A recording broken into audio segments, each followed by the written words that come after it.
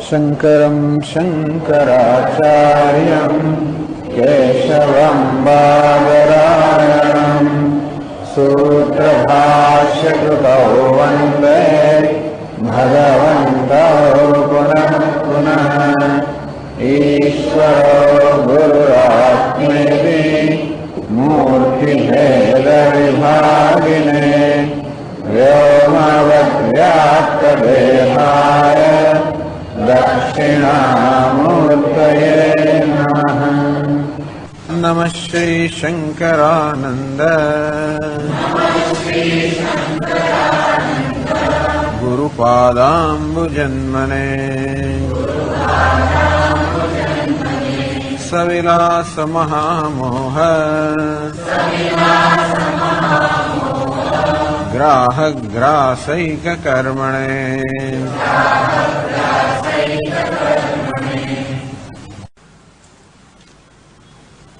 चलो 110 श्लोक थी। यद्यथा वर्तते तस्य तत्त्वं हित्वान्यथा त्वधीः विपरीता भावना स्यात् पित्रादावरिधीर्यथा। आत्मा देहादिभिन्नोऽयम् मिथ्या चेदं जगत्तयोः। देहाद्यात्मत्वसत्यत्व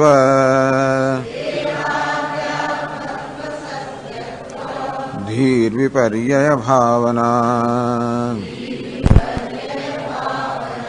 तत्त्वभावनया नश्येत् सातो देहातिरिक्तताम्। आत्मनो भावयेत् तद्वत् मिथ्यात्वं जगतो निशम्। किं मंत्रवन्मूर्तिध्यान किं मंत्रजपवन्मूर्ति ध्यानवद्वात्मभेदधीः। जगन्मिथ्यात्वधीश्चात्र व्यावर्त्या स्यादुतान्यथा। अन्यथेति विजानीहि दृष्टार्थत्वेन भुक्तिवत्। बुभुक्षुर्जपवन् भुङ्क्ते न कश्चिन्नियतः क्वचित्। अश्नाति वा न वाश्नाति भुङ्क्ते वा स्वेच्छयान्यथा। येन केन प्रकारेण क्षुधामपनिनीशते।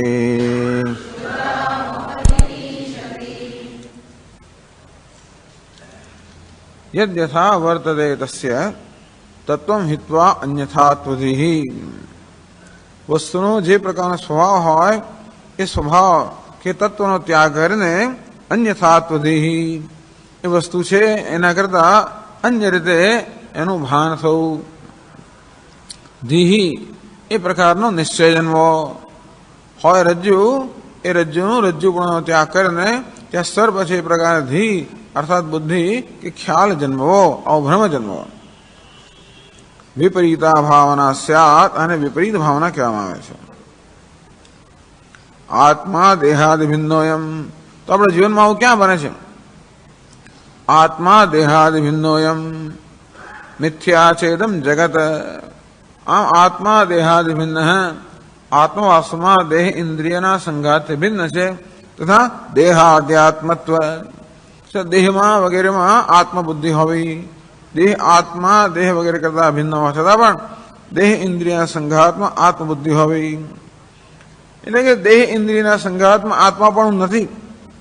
જેમ દોરડામાં સર્પ પણ નથી છતાં પણ ત્યાં સર્પના દર્શન થવા કે ભ્રમ થયો, તે રીતે આ દેહ વગેરે અનાત્મા છે, એમાં આત્મા પણ નથી અને છતાં આત્મબુદ્ધિ જન્મવી. મિથ્યા છે ઇદમ જગતયો, મિથ્યા છે ઇદમ જગત, ઇદમ જગત મિથ્યા અને છતાં સત્યત્વધી. જે મિથ્યા છે અર્થાત જેમાં સત્યનો અંશ નથી ત્યાં સત્યત્વધી. આમ નામરૂપ અસ્થિભાતિ પ્રેમ તો સત્ય છે એનું અધિષ્ઠાન, પણ નામરૂપ જે આપણા અનુભવનો વિષય છે એ નામરૂપમાં સત્યતા નથી, ત્યાં સત્ય છે. એ પ્રકારની બુદ્ધિ કે ભ્રમ વિપર્ય ભાવના. આપણા જીવનમાં આ પ્રકારની બે પ્રકારની વિપરીત ભાવના છે. ત્રીજી વિપરીત ભાવના પણ ગણી શકાય કે ઈશ્વર વાસ્તવમાં અપરોક્ષ છે અને પરોક્ષ માનવો. એનું કારણ એ છે કે દેહાદિને આત્મા માનવાને કારણે આત્માને અલ્પ માનવામાં આવે છે અને ઈશ્વર પૂર્ણ છે માટે એમાંથી ભિન્ન છે, એટલે વસ્તુ સંકળાયેલી છે. વળી જગત મિથ્યા છે, નામરૂપ મિથ્યા છે, એને સત્યતા આપવામાં આવે છે અને મળે એનું અધિષ્ઠાન અસ્થિભાતિ પ્રિય દૂર છે. આ પ્રકારે એટલે આ બે જીવ વિશે અને જગત વિશે અને કોઈ ઈશ્વર વિશે પણ આ પ્રકારની જે મિથ્યા ભાવના છે, જે ભ્રમ છે, એને વિપરીત ભાવના કહેવામાં આવે છે. અને જેમ દર વખતે કહે છે તે પ્રમાણે આ વિપરીત ભાવના જ આપણા જીવનના સર્વ શોકનું મૂળ છે. એટલે દેહ આદિને આત્મા માનવો, જગતને સત્ય માનવું અને ઈશ્વરને પરોક્ષ માનવો, આ ત્રણ વસ્તુઓ જ આપણા જીવનમાં સર્વ દુઃખ આપે છે. તત્વભાવનયા નશ્યેત સા વિપરીત ભાવના તત્વભાવનયા નશ્યેત. એક સામાન્ય નિયમ છે કે વિપરીત ભાવના કે ભ્રમ હંમેશા તત્વના એટલે કે સત્યના દર્શનથી એનો નાશ થાય. જેમ કે આ સર્પ એ ભ્રમ છે, એ રજ્જુ જે સત્ય છે એના દર્શનથી સર્પના ભ્રમનો નાશ થાય. અતઃ તત્વભાવનયા નશ્યેત સા અતઃ દેહાતિરિક્તતામ આત્મન ભાવેદ. પરંતુ પછી આત્મા વિશે જે વિપરીત ભાવના અત્યારે પ્રવર્તમાન છે આપણામાં, એને કેમ દૂર કરવી? આત્મન દેહાતિરિક્તતામ ભાવેદ, કે આત્મા દેહેન્દ્રિય સંઘાત અતિરિક્ત છે, ભિન્ન છે, એ પ્રકારનું ભાવના અર્થાત દર્શન કરવું જોઈએ. એ પ્રકારનું જ્ઞાન જન્મવું જોઈએ કે આત્મા દેહેન્દ્રિયાદિ સંઘાતથી અતિરિક્ત છે. અને જ્ઞાન થયા પછી પણ આગળ કહેવામાં આવ્યું કે એને વિપરીત ભાવના કહેવાય, કે જે પેલા પૂર્વના સંસ્કારને કારણે, દેહાત બુદ્ધિના અનાદિકાળના સંસ્કારને કારણે જ્યારે સાવધાની ન હોય ત્યારે વળી દેહાદિમાં આત્મબુદ્ધિ થઈ જવી. આમ સાવધાનીના અભાવને કારણે દેહમાં આત્મબુદ્ધિ તો બધાને છે, પણ એ જ્ઞાનના અભાવને કારણે પણ હોય. સામાન્ય રીતે જ્ઞાનના કે વિવેક જ્ઞાનના અભાવને કારણે દેહાદિમાં આત્મબુદ્ધિ હોય, એ તો અજ્ઞાન છે. પરંતુ આત્માનું જ્ઞાન થયા પછી પણ સાવધાનીના અભાવને કારણે, એટલે કે હું ધનવાન તો છું પણ આખી જિંદગી સુધી ભિખારી રહ્યો હોવાને કારણે ક્યારેક સાવધાન ન હોઉં તો પેલા ભિખારીપણા સંસ્કાર આવી જાય અને હું ભિખારી છું, એ પ્રકારનો ભ્રમ થઈ જાય. તે આત્માનું જ્ઞાન હોવા છતાં પણ અનાદિકાળથી આ દેહેન્દ્રિય સંઘાતમાં આત્મબુદ્ધિના સંસ્કાર હોવાના કારણે હું સાવધાન ન હોઉં તો એમાં વળી પાછી આત્મબુદ્ધિ થઈ જાય. સા દેહાતિરિક્તતામ આત્મન ભાવે, એટલે સાવધાનીપૂર્વક આત્મા દેહ ઇન્દ્રિય સંઘાતથી ભિન્ન છે, અતિરિક્ત છે, એ પ્રકારનું દર્શન સાવધાનીપૂર્વક જાળવવું જોઈએ. મિથ્યાત્મ જગત. આમ જગતને પણ હવે હું જાણું છું જગત મિથ્યા છે, એટલે જગત મિથ્યા છે. હું જગતને સત્ય માનતો હોઉં અજ્ઞાનને કારણે, હવે જ્ઞાનથી હું જગતને સત્ય મિથ્યા જાણું છતાં પણ વળી સાવધાની અસાવધાનીને કારણે ક્યારેક વળી પાછી સત્યતા અપાઈ જાય. તો એટલે ગમે તે કારણ હોય, જ્યારે જ્યારે જગતને સત્યતા અપાય કે જ્યારે જ્યારે દેહાદિમાં આત્મબુદ્ધિ થાય ત્યારે દુઃખ જન્મે. અને એટલા જ માટે તો જ આપણને આ જ્ઞાન ખરેખર લાભદાયી થાય જ્યારે એ જ્ઞાન આપણને વ્યવહારમાં ઉપયોગી થાય. સાવધાનીના અભાવને કારણે આપણા વર્તનમાં આ જ્ઞાન આપણને ઉપલબ્ધ થતું નથી અને એટલા જ માટે આપણે શોકમાંથી મુક્ત નથી કેવું બને.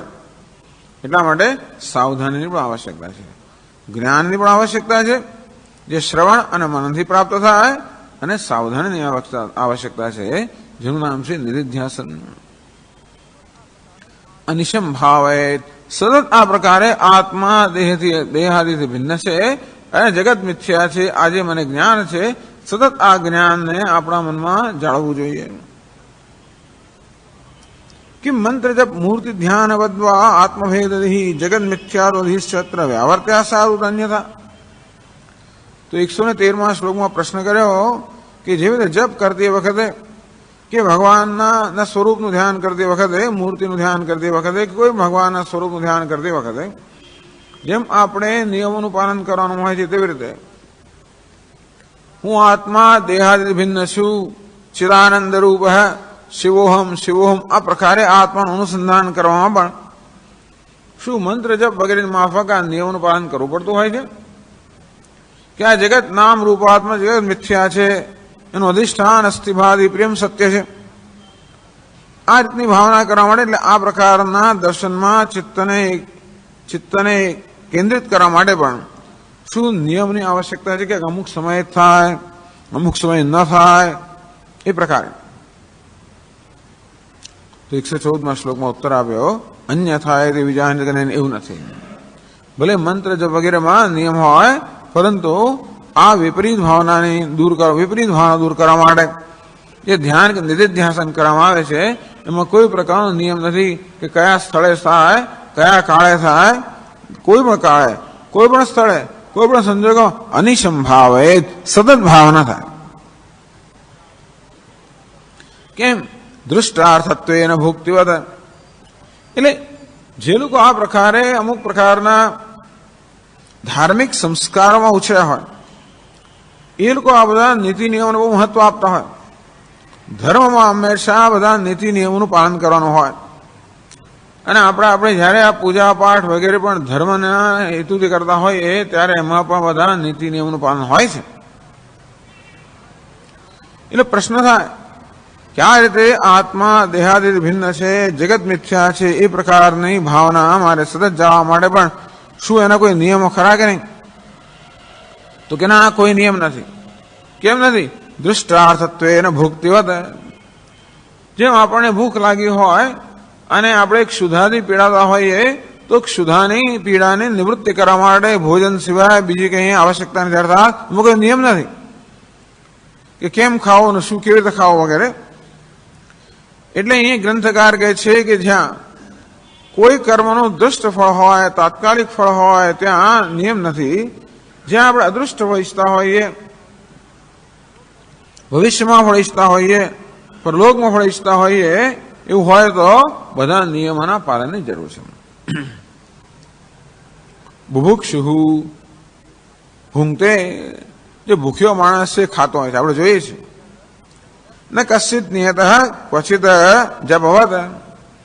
આમ જપ તો બેસીને થાય, પૂર્વાભિમુખ થઈને થાય કે ઉત્તરાભિમુખ, એ નિયમ હોય કે પેલો ભૂખ્યો માણસ તો બેસીને જ ખાય ને પૂર્વમાં જોઈને જ ખાય ને ફલાણ, એવો કશો નિયમ જણાતો નથી. કેમ નથી જણાતો? અશ્નાથી વાસનાથી. જો એને ભૂખની પીડા છે, ભોજન મળી ગયું તો ખાઈ લે, જયારે મળ્યું ત્યારે જ ખાઈ લે. પછી બીજી ભૂખ લાગી છે એટલે ખાઈ લીધું. બપોરે જમવાનું હજી, પણ મને તો 11 વાગે ભૂખ લાગી, પણ હજી 1:30 વાગે તો જમ્યા છું, પણ 4 વાગે ભૂખ લાગી, શું કરવું? એવું થઈ જાય ઘણી વાર. તો શું કરીએ? બસ ખાઈ લીધું, જે કેમ હોય તે. શું છે નાસ્તો? સેવ, પૂરી, મમરા, ચેવડું, જે કેમ હોય તે ચાલે. આ તો ના, આવું તો કાચું કરું ના ખવાય. જો ને આમ થયું છે શરદી, ભૂખ લાગે તો શું કરીએ? જે હોય તો ખાઈ લઈએ, અને ના હોય તો શું કરીએ? ના હોય તો ના વાન અસનાથી. તો પણ ભૂખની પીડાને ભૂલી જવા માટે બીજું કંઈક કરીએ. એટલે કહે છે ને, દ્યુતાદિ ચેષ્ટયા ક્ષુધ બાધા વિસ્મારક દ્યુતાદિ ચેષ્ટયા અનશનનેવ કાળમ નયતી. પેલી ભૂખની પીડા જો ભોજનથી દૂર ના થઈ શકે, એટલે કે ભૂખની પીડા હોય અને ખાવાનું ના મળે તો પીડાને ભૂલવા માટે એ માણસ બીજી કોઈ પ્રકારની પ્રવૃત્તિ કરે, પાના રમે કે આવું તેવું કરે, જેથી એ પોતાનું મન પેલામાં એટલે ટૂંકમાં મનોરંજનમાં મન પરોવે. એવી કોઈક પ્રવૃત્તિ કરે મનોરંજનની જેમાં પોતાના મનને પ્રવૃત્ત કરે, પરોવે, એમ કરીને પેલા ભૂખની પીડા છે ને ભૂલી જાય. આપણે જોઈએ છે કે માણસ આવું કરે છે. ટૂંકમાં આ દ્રષ્ટાંત કેવું છે? લૌકિક રોજ બરોજનું દ્રષ્ટાંત આપણે જોઈએ છે ને. ઉભય સંમત, બધાને જો આ સંમત હોય તો જ એને દ્રષ્ટાંત કહેવાય કે જેવી રીતે ભૂખ્યો માણસ કોઈ પ્રકારના નિયમનું પાલન કરતો નથી.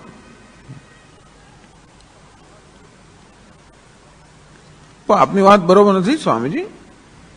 ભોજન માટે પણ અનેક નિયમો કહેવામાં આવ્યા છે.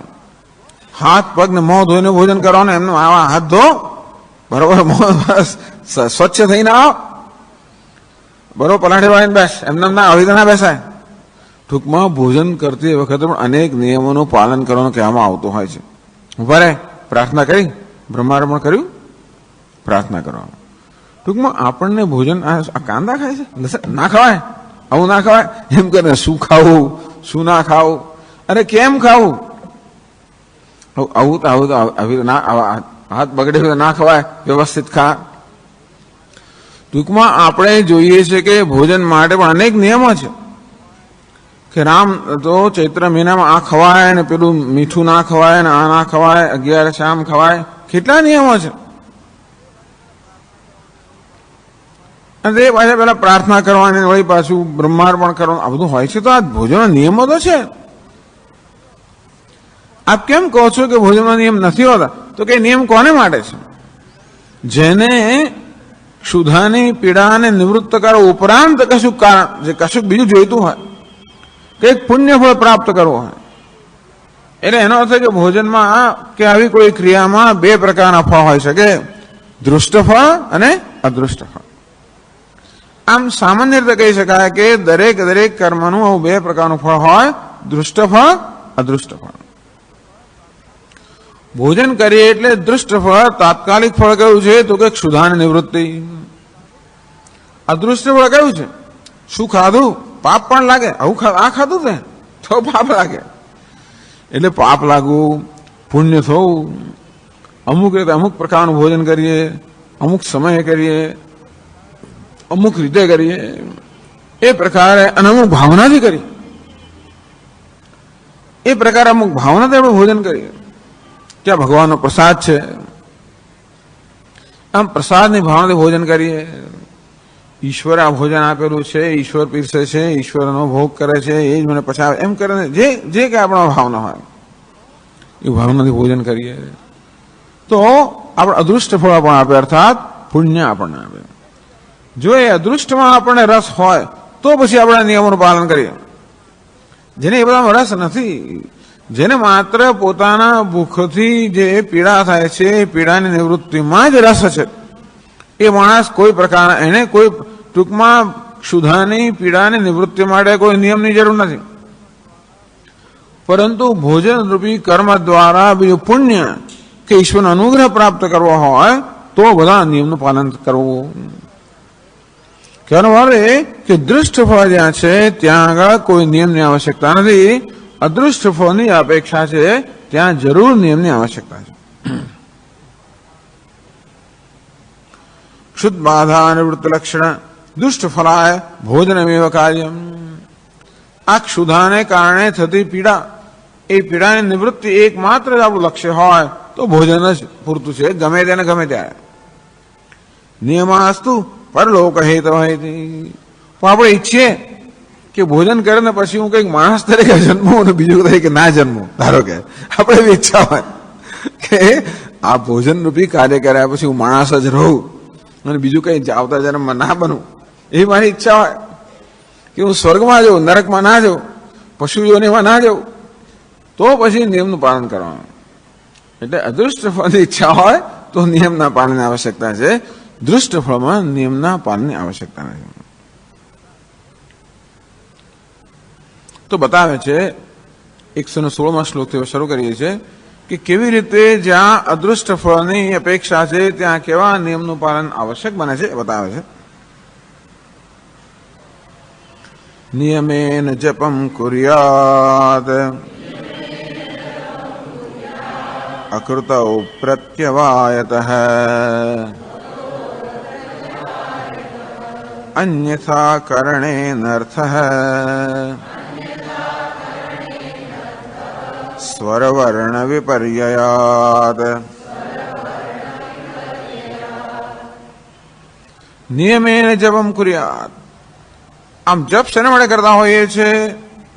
ઈશ્વર અનુગ્રહ પ્રાપ્ત કરવા અથવા તો કોઈ આ કામ્ય કરવા નિષ્કામ કરવા આવે. એમાં પણ એક બહુ મહત્વનો ભેદ છે. ભગવાન ગીતામાં કહે છે નેહાભિકર્મનાશોસ્તિ પ્રત્યવાયો ન વિદ્યતે સ્વલ્પમપ્યસ્ય ધર્મસ્ય ત્રાયતે મહતો ભયાત. ભગવાન જયારે નિષ્કામ કર્મની વાત કરે છે, નિષ્કામ કર્મયોગ, કર્મયોગ એટલે નિષ્કામ કે ઈશ્વરને અર્પણ કરવા ભાવથી કર્મ કરવું. આમ નિષ્કામ કર્મયોગની જયારે ભગવાન વાત કરે છે ત્યારે વચન આપે છે નેહા વિક્રમનાશોસ્તિ. હે અર્જુન, નિષ્કામ ભાવથી જયારે તું કર્મ કરીશ, ઈશ્વરને અર્પણ કરવાની ભાવથી કર્મ કરીશ તો અભિક્રમનાશ. અભિક્રમ અર્થાત આપણે જેનો પ્રારંભ કર્યો હોય એનો નાશ થઈ જાય. ઘણી વાર આપણે પૈસા રોક્યા અને મૂડી સહિત ગયા એવું થઈ જાય. અભિક્રમનાશ. ખેતરમાં આપણે ખૂબ બધી મહેનત કરીને બીજ વગેરે રોપ્યું, કશું ના થયું એવું બને. પાક બળી ગયો, વરસાદ પડ્યો નહીં, ઘણું થાય. અભિક્રમનાશ. ટૂંકમાં જે આપણે પ્રયત્ન કર્યો હોય એ પૂરેપૂરો નષ્ટ થઈ જાય એવું કર્મમાં બને. એટલા જ માટે કે કર્મ કરવાનો આપણા હાથમાં છે, કર્મના ફળનો નિશ્ચય કરવાનો આપણા હાથમાં નથી. માટે આપણે કર્મમાં ઘણો પ્રયત્ન કર્યો હોય તો પણ શક્ય છે કશું ફળ ના મળે, મૂડીએ જાય. પ્રત્યવાયો ન વિદ્યતે. અથવા તો કર્મ કરીએ પરંતુ એ અયોગ્ય રીતે કરીએ તો એને કારણે આપણને દોષ લાગે એવું બને. અંતેથી આપણે પાપ લાગે, એને કારણે આપણે ભવિષ્યમાં એનું જે ફળ હોય એ સહન કરવું પડે. એટલે કર્મ કરવામાં આ પ્રકારે હંમેશા આવા ભયસ્થાન રહેલા છે. કોઈ પણ કર્મ. સ્વામી દયાનંદ મહારાજ કહે કે ભાઈ કર્મ નાનકડું પણ કર્મ આપણે કશું કરીએ. કર્મ એટલે અંગ્રેજીમાં કહેવાય કેલ્ક્યુલેટેડ રિસ્ક. કર્મ કરીએ ત્યારે હંમેશા એમાં રિસ્ક એટલે કે કંઈક શું કહેવાય ને જોખમ રહેલું છે. કેવું જોખમ? જેમાં ગણતરી કરેલી જેવું જોખમ. ખરું ને? જોખમ તો ખરું ને, ગમે તે કામ કરીએ. ભાઈ રસ્તો આપણે ક્રોસ કરતો હોય જોખમ તો રહેલું જ છે. અમદાવાદમાં ખાસ રહેલું છે.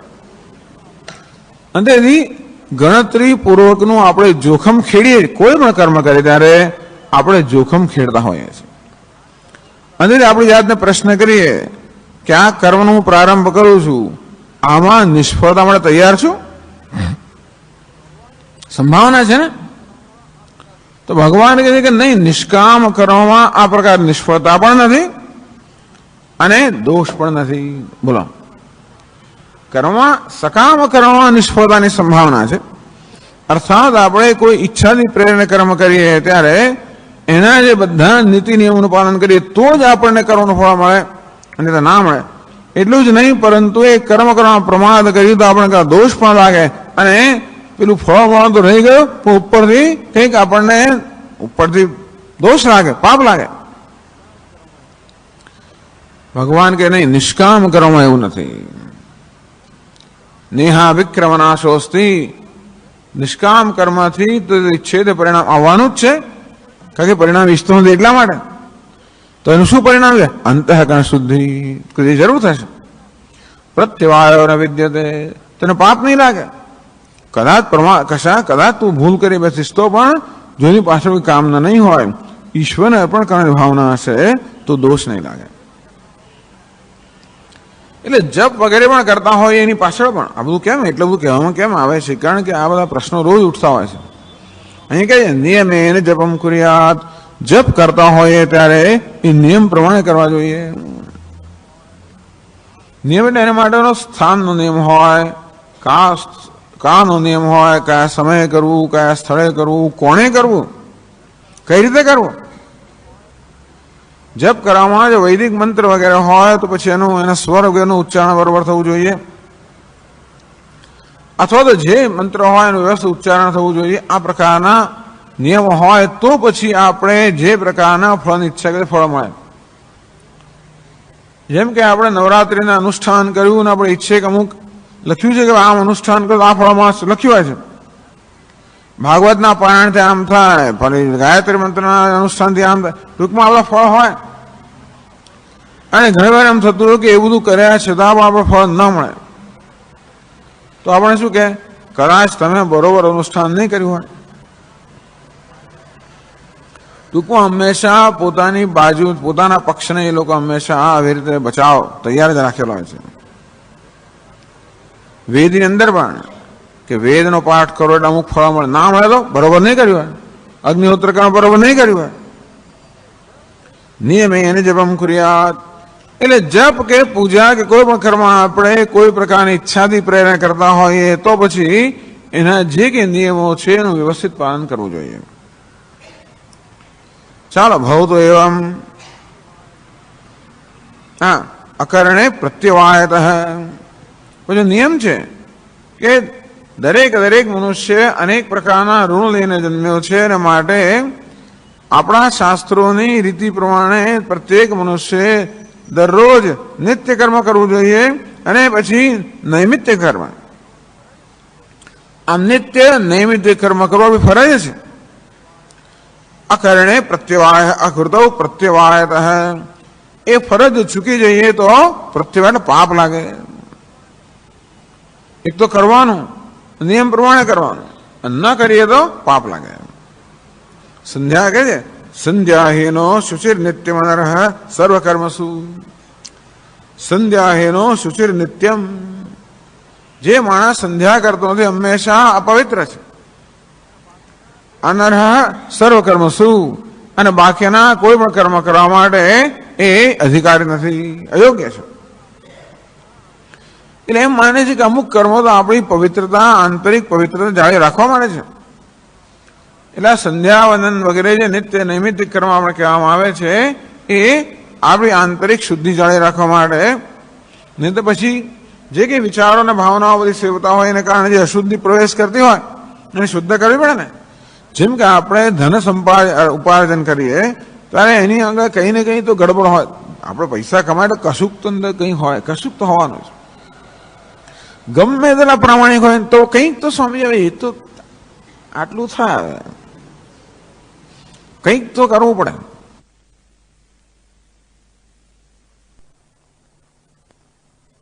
કરવા માટે દાન વગેરે કહેવામાં આવે. જેમ કે આપણે અનાજ વગેરે ખરીદીએ ત્યારે પણ કશો ને કશો દોષ તો હોવાનો જ, મારે બને સફાઈ કરવાની જ. આપણે દરરોજ સ્નાન છે ને મળે કરીએ, કારણ કંઈ ને કંઈ તો કચરો ને અશુદ્ધિ લાગી જ જાય, પણ શુદ્ધિ કરવા માટે પણ રોજ જરૂર છે ને. તે જ રીતે પેલા નિત્ય નૈમિત્તિક કર્મ ભગવાનની પૂજા જપ વગેરે પણ આપણા મનને શુદ્ધ રાખવા માટે છે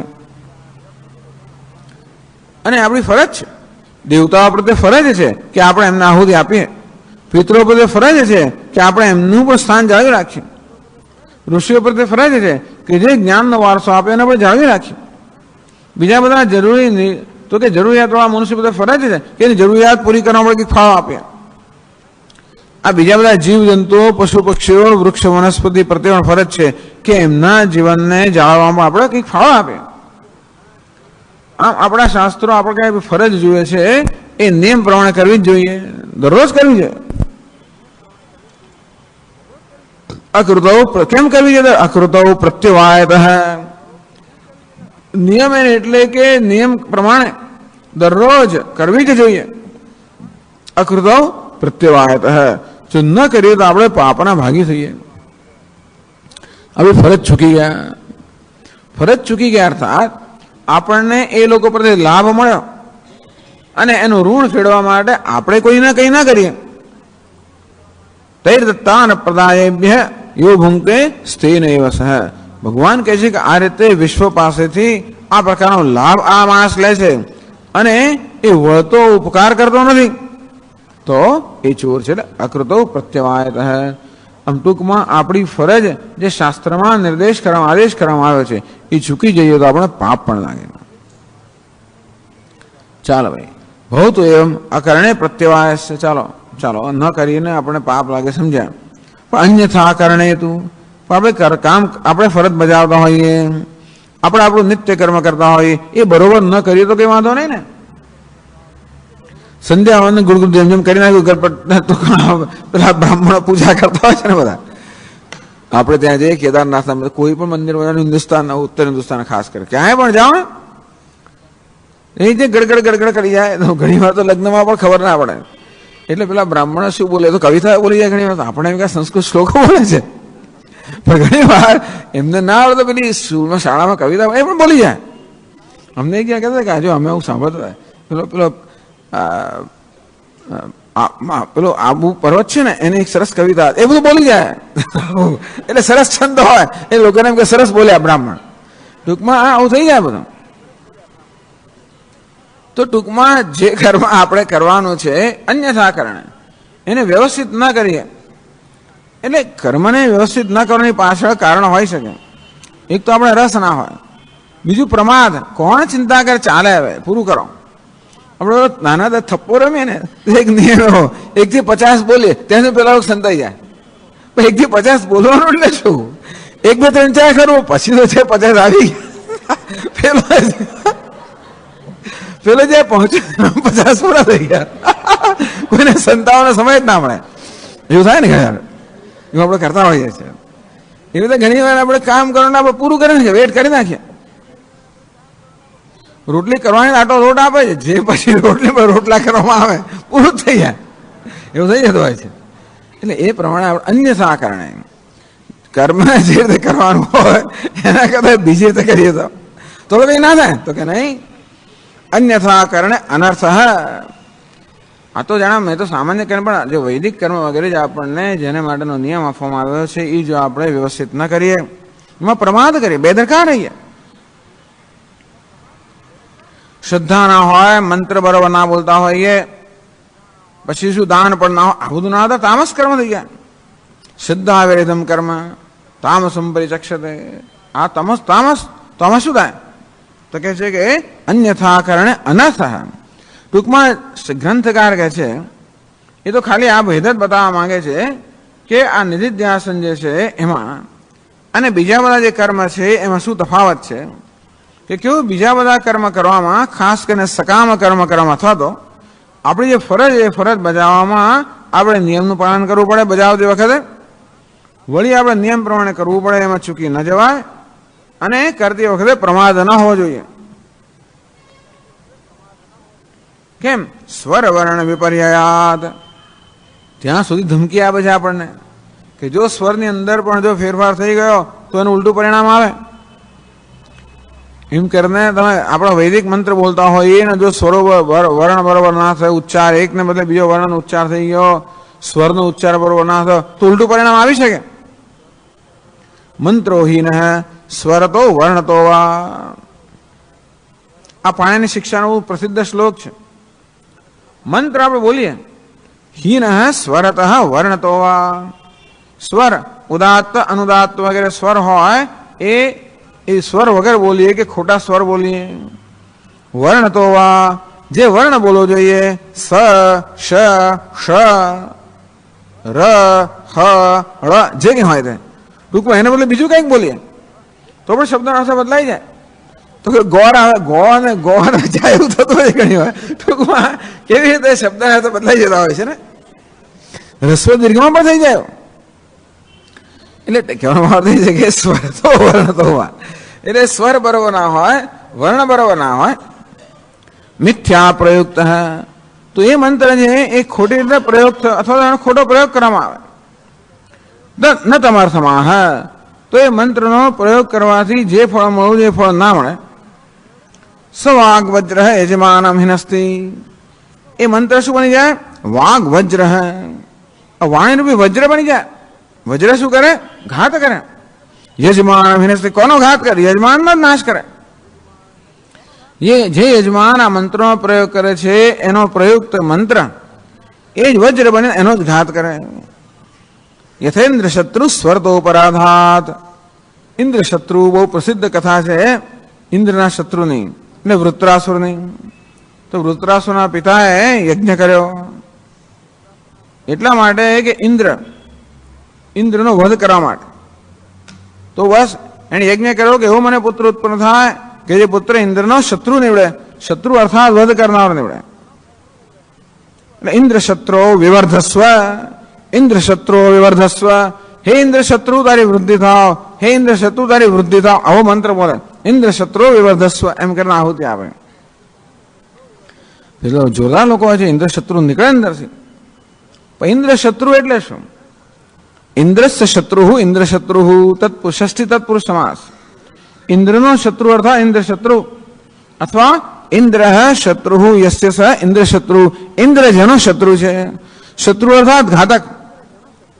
ઇન્દ્ર શત્રુ ષષ્ઠી તત્પુરુષ સમાસ, ઇન્દ્રનો ઘાતક એવો અર્થ થાય. અથવા બહુવ્રીહી સમાસ, ઇન્દ્ર જેનો ઘાતક છે એવો પણ અર્થ થાય. હવે ઇન્દ્ર શત્રુ એ પ્રકારે તમે જયારે બોલો ત્યારે આ કયો સમાસ લાગુ પડે? કઈ રીતે આ શબ્દનો કઈ રીતે આ સમાસનું ઉચ્ચારણ કરવામાં આવે છે? તત્પુરુષ સમાસ હોય તો પછી જે એનું પછીનું પદ હોય એમાં કઈ ઉદાત્તનું ઉચ્ચારણ કરવામાં આવે તો એ તત્પુરુષ સમાસ કહેવાય. પણ પહેલો જે પદ છે એને જ ભાર આપવામાં આવે તો એ બહુવ્રીહી સમાસ થઈ જાય. કે ઇન્દ્ર શત્રુ, આ સંસ્કૃતમાં કોઈ ભાષામાં તો આપણે ભગવાનને ખબર શું પડે? જે દેવતાને આપણે આવાહન કરીએ છીએ, હે દેવતા ઇન્દ્ર શત્રુની વૃદ્ધિ કરો, તો દેવતાને ખબર કેમ પડે કે આપણે શું ઈચ્છીએ છીએ? આપણે કઈ રીતે આપણી ઈચ્છા વ્યક્ત કરીએ છીએ? આપણા મંત્રો દ્વારા. એ મંત્રોના ઉચ્ચારણથી પણ મંત્રના શબ્દોનો અર્થ થતો હોય. અંતેથી આને આ પ્રકારે ઉચ્ચારણ કર્યું. અને ઇન્દ્રનો શત્રુ એને બદલે ઇન્દ્ર જેનો શત્રુ છે. વૃત્રાસ ઉત્પન્ન થયો, પણ વૃત્રાસ ઇન્દ્રનો ઘાત કરવાના બદલે ઇન્દ્ર એનો ઘાત કરનારો થયો. જોયું? એટલે ઇન્દ્ર શત્રુ વિવર્ધસ્વ, આ પ્રકારે સ્વર તો હીન, આ સ્વરના હીનતાને કારણે આવું થયું. આવું કહેવામાં આવે છે. એટલે કે છે અન્યથા કારણે અનર્થ. અને તેથી એ કર્મ કે મંત્ર જપ વગેરે અન્યથા કારણે જો એ ખોટી રીતે કરવામાં આવે તો અનર્થ પણ ઉત્પન્ન કરનારો થાય. કહેવાનો ભાવ નહીં છે કે આ પ્રકારે આપણે જયારે કર્તવ્ય કર્મ કરવાનું હોય કે સકામ કર્મ કરવાનું હોય, નિષ્કામ કર્મમાં આ પ્રકારે છૂટ છે. નિષ્કામ કર્મ ચાલે. નિષ્કામ કર્મ કરતા હોઈએ, ઈશ્વરને અર્પણ કરવાનું કર્મ કરતા હોઈએ ત્યારે મહત્વની વસ્તુ ભાવના છે. અને એની ભાવના જે કર્મ થાય છે, ટૂંકમાં નિષ્કામ કર્મ કે ઈશ્વરને અર્પણ કરવાનું ભાવના કર્મ કરવામાં આવે એની પ્રેરણા અંદરથી જન્મ દેવાય છે. એટલે કોઈએ કહેશે માટે હું નથી કરતો, હું સ્વયં પ્રેરાઈને કરું છું. જ્યારે મારે ફરજ બજાવવાની હોય ત્યારે માથા પર દંડો લઈને ઉભા છે, જો નહીં બજાવો તો પાપ લાગશે. ટૂંકમાં કર્તવ્ય કર્મ હંમેશા બહારની પ્રેરણાથી થાય, કે સકામ કર્મ પણ બહારની પ્રેરણાથી થાય, જ્યારે નિષ્કામ કર્મ આંતરિક પ્રેરણાથી થાય. એટલે બહુ મહત્વનો ભેદ છે. એ નિષ્કામ એટલે આ બધી આ બધા આજે પ્રવચન આપ્યું એટલે બધા લોકોના મનમાં એવો ફફડાટ થઈ જાય, કશો એવો થશે જ. એટલે ટૂંકમાં એવો આ તો ખાલી દ્રષ્ટાંત આપ્યું. પણ નિષ્કામ કર્મ કે ઈશ્વરને અર્પણ કરવાનું કર્મ થાય તો પછી એનો અર્થ નહીં કે આપણે બેદરકાર રહેવું. બેદરકારીને સ્થાન નથી, પ્રમાદને સ્થાન નથી. પણ આપણે બરોબર ન જાણતા હોય, ધારો કે સ્વામી જેવા ગાયત્રી મંત્રનું ઉચ્ચારણ બરોબર ના તો શું કરવું? મોટે ભાગે બધા લોકો બિચારા મંત્ર બરાબર ન જ બોલતા, કારણ કે એ પ્રકારની આપણે કેળવણી ના હોય. માત્ર ભગવાનને રીઝવવા માટે બોલવામાં આવતો હોય તો વાંધો નહીં, તો ભગવાન રીઝી જશે. પત્રમ પુષ્પમ ફલમ તો એમ જે આપે તો ચાલે. મારી પાસે કંઈ જોઈએ છે તો પત્ર પુષ્પ ના ચાલે, પછી વ્યવસ્થિત જોઈએ તો ભોગ લગાવવા પડે.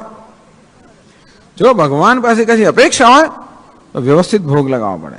અપેક્ષા ના હોય તો પાંદડું પણ ચાલે, એવું છે. તેવી રીતે આ બધા કરવામાં પણ જો કશી અપેક્ષા ન હોય તો ભાવના મહત્વની છે. અને કદાચ ને આપણને બરોબર ઉચ્ચારણ ના આવડતું હોય અને કદાચ એકને બદલે બીજો અક્ષર બોલાઈ ગયો પણ આપણી ભાવના જો હોય તો વાંધો નથી.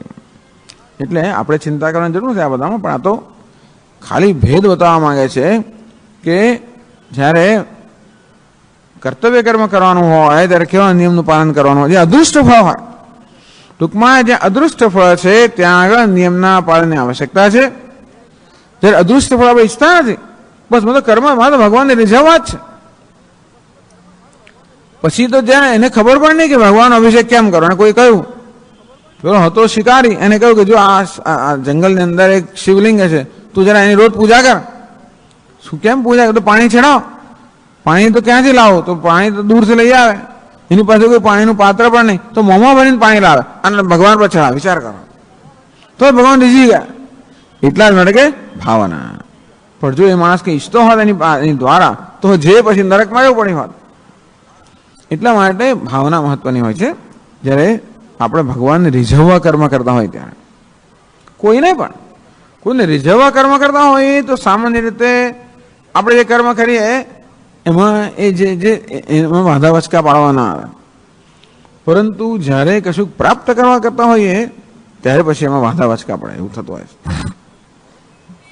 એટલે આપણે કદાચ એવું ના પડે કે ટૂંક ખબર ના પડે કે રીઝવવા કે, પણ ભગવાનને ખબર છે ટૂંકમાં. એટલે ભગવાન વાંધા વચકા નથી પાડતો, પણ એની પાસે કે ઈચ્છીએ તો બધા વાંધા વચકા પાડે. આમ કેમ કર્યું નહીં, પેલું કેમ ના કર્યું. એટલે જ્યારે જ્યારે અદૃષ્ટ ફળની અપેક્ષા હોય ત્યારે બધા નિયમની આવશ્યકતા છે, અને અદૃષ્ટ ફળની અપેક્ષા ન હોય, માત્ર દુષ્ટ ફળની અપેક્ષા હોય તો નિયમની અપેક્ષા નથી. ક્યાંનો ભાવ દે છે? ભગવાનને રીઝાવે એટલે દૃષ્ટ ફળ તરત જ. ભગવાન કંઈ મેળવવું છે? અદૃષ્ટ ફળ. તો દૃષ્ટ ફળ હોય તો નિયમની આવશ્યકતા નથી, અદૃષ્ટ ફળ હોય તો નિયમની આવશ્યકતા છે. એ આ ગ્રંથકાર આ દ્વારા કહેવા માંગે છે. તો આપણે તો આપણો ચર્ચાનો વિષય હતો નિધિધ્યાસન છે. વિપરીત ભાવના નિવૃત્તિ એ ચર્ચાનો વિષય છે. એને આની સાથે શું સંબંધ છે કે નનુ ક્ષુધાયા દુષ્ટ બાધા હેતુત્વાત તન્નિવૃત્તે અનિયમેનાપી ભોક્તવ્યમેવ. પ્રશ્ન કહે છે કે આપણે દૃષ્ટાંત આપ્યું ક્ષુધાનું. જે માણસ આ ભૂખના દુઃખથી પીડાય છે એને તો એક જ વસ્તુની આવશ્યકતા છે, ભોજન નહીં. એટલે એને માત્ર પોતાના ભૂખની પીડામાંથી મુક્ત થવું હોય તો ભોજન સિવાય બીજી કંઈ આવશ્યકતા નથી. એને કોઈ નિયમની આવશ્યકતા નથી, કોઈ નિયમનું પાલન કરવાનું નથી. વિપરીત તેવી રીતે ગ્રંથકાર કે વિપરીત ભાવનાની નિવૃત્તિ જે છે આ નિધિધ્યાસન, એ પણ એ પ્રકારની જેવું ગ્રંથકાર કહેવા માંગે છે કે એમાં પણ અદૃષ્ટ ફળ નથી, દુષ્ટ ફળ જ છે. પ્રશ્ન કરે છે, પણ આપ જે વિપરીત ભાવનાની નિવૃત્તિ કરવા માંગો છો એમાં તો તાત્કાલિક ફળ નહીં, એમાં તો ભવિષ્યમાં કઈ ફળ મળવાનું કે નહીં મળવાનું? કારણ કે એ તો ધ્યાન છે ને, નિધિધ્યાસનમાં ધ્યાન છે. તો ધ્યાન હંમેશા દેવતાનું કરવામાં આવતું હોય, અને ધ્યાન કરીએ ત્યારે કોઈ પ્રકારના પુણ્યની કે અદૃષ્ટ ફળની અપેક્ષા હોય. તો હવે ગ્રંથકાર બતાવવા માંગે છે કે સામાન્ય જે ધ્યાન હોય છે તે અને આ નિધિધ્યાસન રૂપી ધ્યાન છે એમાં તફાવત છે. પહેલા ધ્યાનમાં આપણે જપ કરતા હોઈએ, કોઈ ભગવાનની સ્વરૂપનું ચિંતન કરતા હોઈએ, કશાક પર આપણું ધ્યાન કેન્દ્રિત કરતા હોઈએ, તો એ ધ્યાન કરતી વખતે આપણે બધા નિયમનું પાલન કરવાનું હોય છે.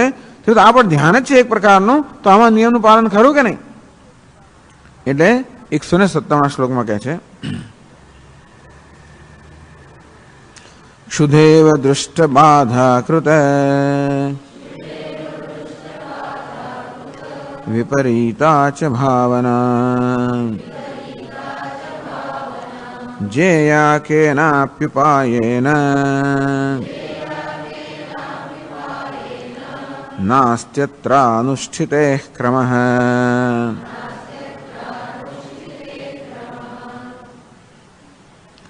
ક્ષુધા એવ દુષ્ટ બાધાકૃત વિપરીતા જ ભાવના. તો કે નહીં, ક્ષુધા અર્થાત ભૂખ. ભૂખ જેવી રીતે આપણને તાત્કાલિક પીડા ઉત્પન્ન કરતી હોય છે તેવી રીતે આ વિપરીત ભાવના, આ દેહને આત્મા માનવો, જગતને સત્ય માનવું, બ્રહ્મને પરોક્ષ માનવું, આ જે વિપરીત ભાવના છે પણ તાત્કાલિક દુઃખ ઉત્પન્ન કરનારી છે.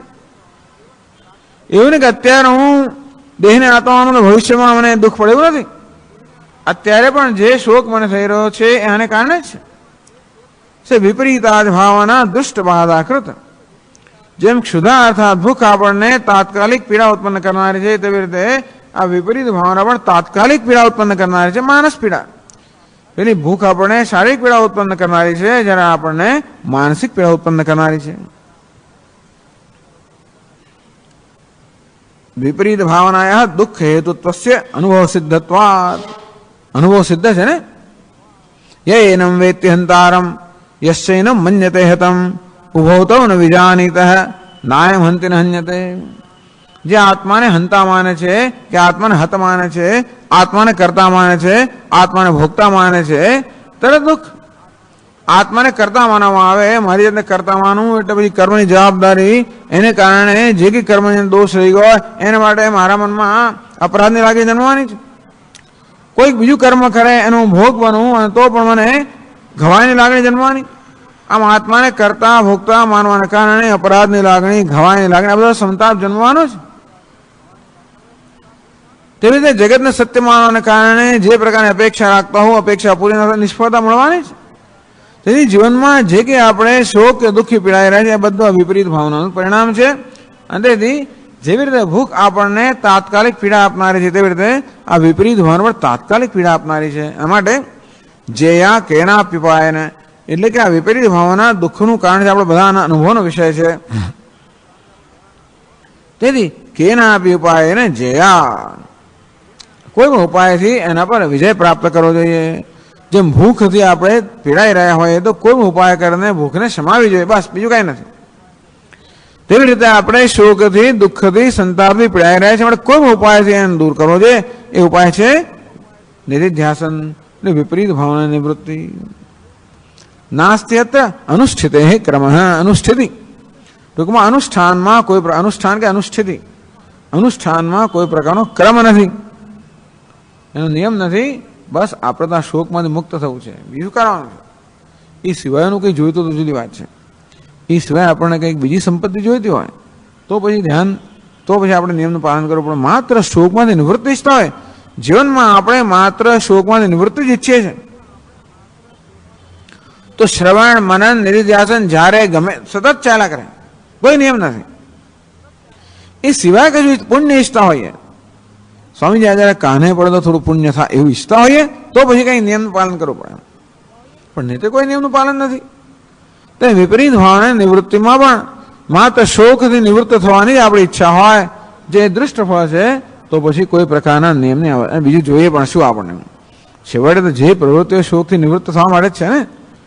તો વેદાંતના આચાર્ય કહે છે કે શોકથી, શોકનું એક જ કારણ છે વિપરીત ભાવના, અને શોકમાંથી મુક્ત થવાનું પણ એક જ ઉપાય છે આ વિપરીત ભાવનાની નિવૃત્તિ. એની માટે શ્રવણ, મનન, અજ્ઞાનની નિવૃત્તિ.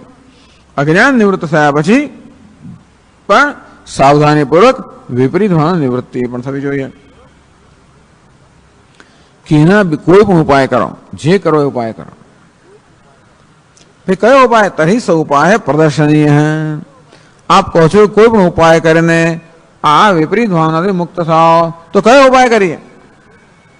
તો કહી ગયા છે આગળ, તો ફરી પાછા કહે છે 118મો શ્લોક કહે છે ઉપાય પૂર્વમેવોક્ત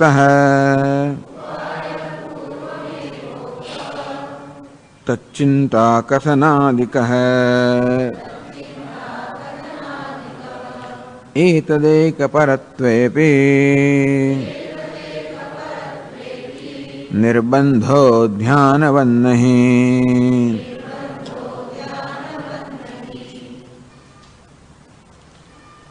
ઉપાય પૂર્વમેવ ઉક્ત है, तो उपाय આગળ કહી ગયા 106મા શ્લોકમાં કહી ગયા. તત્કથનમ તચ્ચિંતનમ અન્યોન્યમ તત્પ્રબોધનમ એતદેક પરત્વમ ચ બ્રહ્માભ્યાસમ વિદુર્બુધા. 106મા શ્લોકમાં કહ્યું તચ્ચિંતનમ, તો એટલે પરમાત્મા, એ પરમાત્માનું ચિંતન. તત્કથનમ, એ પરમાત્માનું કથન કોઈ સાંભળવા તૈયાર હોય તો. અન્યોન્યમ તત્પ્રબોધનમ, અને આપણા જેવા હોય મુમુક્ષુ તો અન્યોન્ય એની કથા કરવી, પ્રબોધન એટલે એકબીજાને એ વસ્તુનું જ્ઞાન કરાવવું. એકલા હોઈએ તો પરમાત્માનું ચિંતન, કોઈ શ્રોતા મળી જાય તો એનું કથન, અને આપણા જેવા કોઈ મુમુક્ષુ હોય તો એનો વાર્તાલાપ, એની ચર્ચા.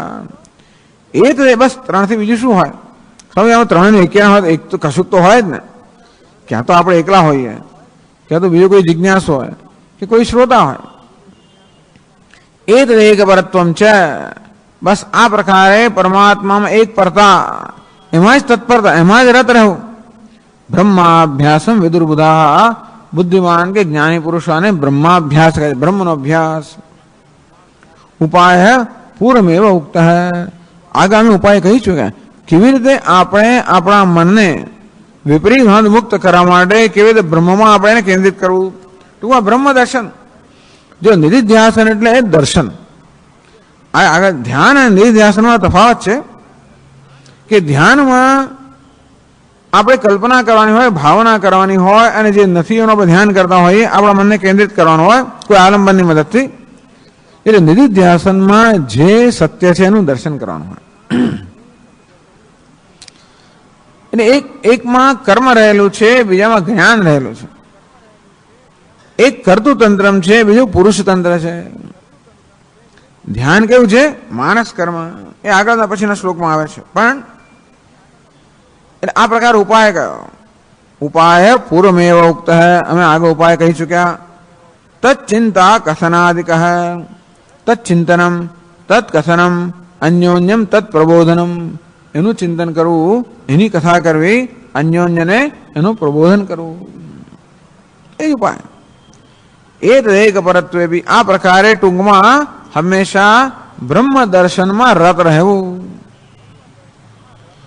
કોઈ પણ રીતે આપણા મનને બ્રહ્મના ચિંતનમાંથી મુક્ત, એમાંથી એને ખસે નહીં, એમાંથી વિચલિત ના થઈ જાય, એમાંથી વિક્ષિપ્ત ના થઈ જાય, એ પ્રકારનો પ્રયત્ન કરવો.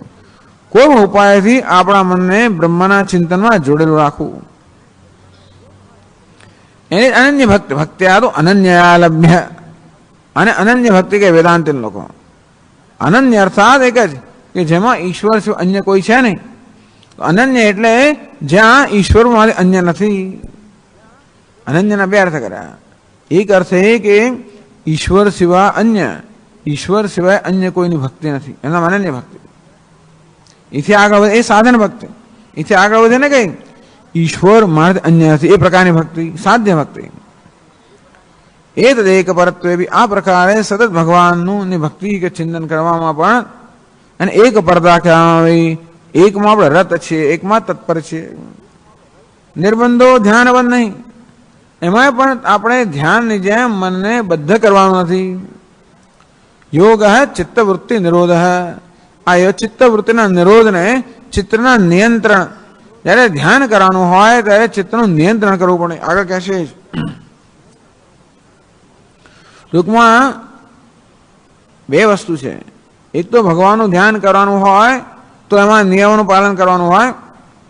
પણ ચાલો આપણે નિષ્કામ ભાવે ભગવાનનું ચિંતન કે જ્યાં ધ્યાન કરતા હોય, જપ કરતા હોય, તો કદાચ એમાં એવા નિયમોની એવી અપેક્ષા ના હોય. છતાં પણ ધ્યાન કરવામાં આપણા મનને તો આપણે સંયમિત કરવું, નિયંત્રિત કરવું જ પડે. એને નિર્બંધ કહેવામાં આવે. મનને નિયંત્રણ, મનનું નિયમન કરવું પડે, મનને નિયંત્રિત કરવું પડે. કહે છે કે ભાઈ આ એક પરતા, આ નિધિધ્યાસન માટે બીજું નામ આપ્યું ગ્રંથકારે એક પરતા.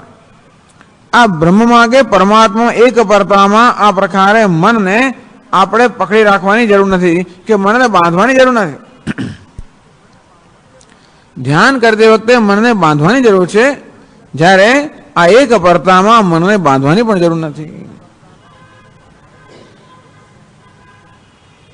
કે ભાઈ ધ્યાનમાં ક્યાં બાંધવાની જરૂર છે? નનુ ધ્યાનસ્ય ધ્યેય ચિંતા માત્રાત્મકત્વાત તત્ર કો નિર્બંધ. ભાઈ ધ્યાન એટલે શું? આપણો જે ધ્યેય વિષય હોય એનું સતત ચિંતન કરવું, ત્યાં આપણે મનને બાંધવાનું ક્યાં આવ્યું? તો કે નહીં, બાંધવાની જરૂર પડે છે. કેમ? કારણ કે મન એવું છે ને કે ચંચળ છે, અને માટે એને બાંધવું પડતું હોય છે. એટલે 119માં શ્લોકમાં કહે છે.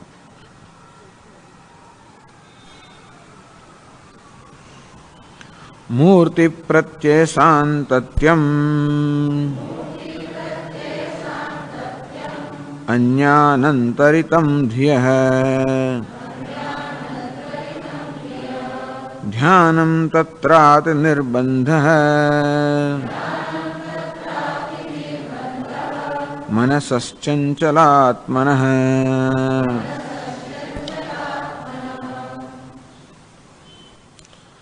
મૂર્તિ પ્રત્યે સાંતત્યમ, સંતતિમાંથી સાંતત્ય થયું. સંતતિ એટલે કે પરંપરા, એક જ વિચારની સંતતિ.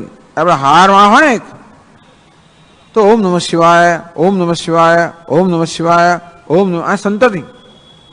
એકને એક જ વસ્તુ ચાલુ રહે, નામ સંતતિ. સાંતત્ય આ પ્રકારની મનમાં એક જ પ્રકારની વિચારધારા હોય એ અવસ્થાને સાંતત્ય કહેવામાં આવ્યું. મૂર્તિ પ્રત્યે સાંતત્યમ.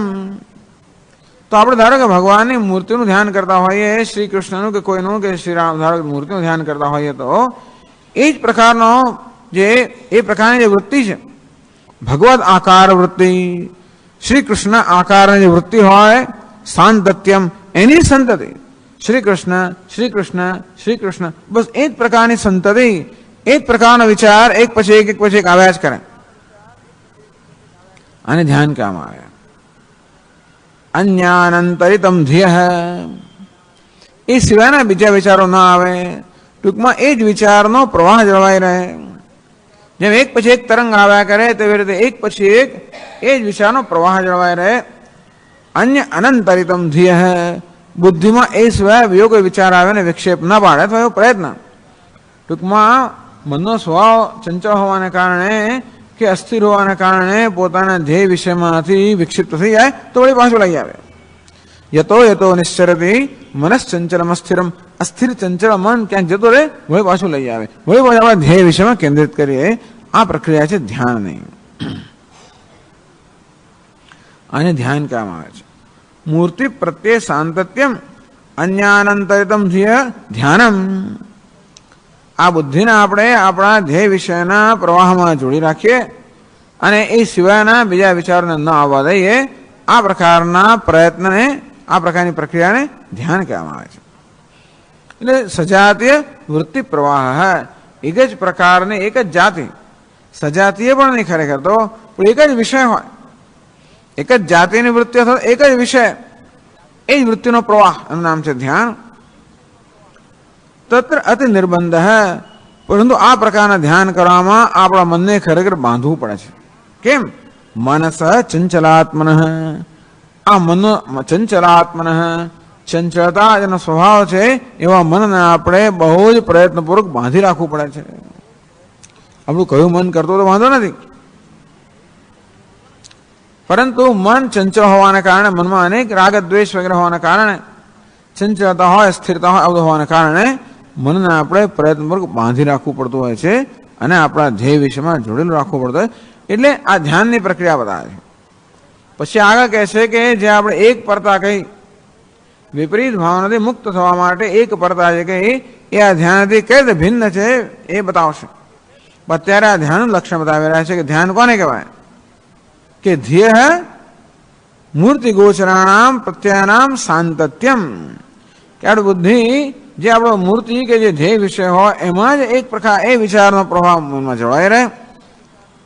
તદન્ય અંતરિતમ, અને બીજા વિજાતી પ્રત્યેથી એ પ્રવાહ જે છે એ વિક્ષિપ્ત ન થાય. આ પ્રકારના વિચારના પ્રવાહને ધ્યાન કહેવામાં આવે છે. પરંતુ મનનો એવો સ્વભાવ છે કે વારંવાર એ ચંચળ હોવાના કારણે વારંવાર વિક્ષિપ્ત થઈ જાય અને માટે ખૂબ પ્રયત્નપૂર્વક મનને બાંધી રાખવું પડતું હોય છે. એટલે ધ્યાનમાં મનને બાંધી રાખવાની જરૂર છે. ગ્રંથકાર આગળ બતાવશે કે એક પરતામાં મનને આ પ્રકારે બાંધી રાખવાની આવશ્યકતા નથી હોતી. આપણે આગળ ચર્ચા કરશું શનિવારે. ઓમ પૂર્ણમદ પૂર્ણમિદમ પૂર્ણાત પૂર્ણમુદચ્યતે પૂર્ણસ્ય પૂર્ણમાદાય પૂર્ણમેવાવશિષ્યતે. ઓમ શાંતિ શાંતિ શાંતિ. શંકરં શંકરાચાર્યં કેશવં બાદરાયણં સૂત્રભાષ્યકૃતૌ વંદે ભગવन्तौ પુનઃ પુનઃ.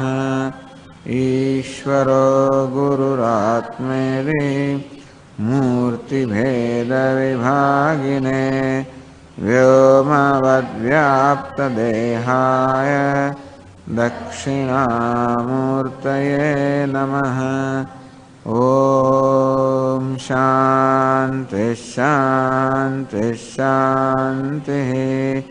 હરિ ઓમ. શ્રી ગુરુભ્યો નમઃ. હરિ ઓમ.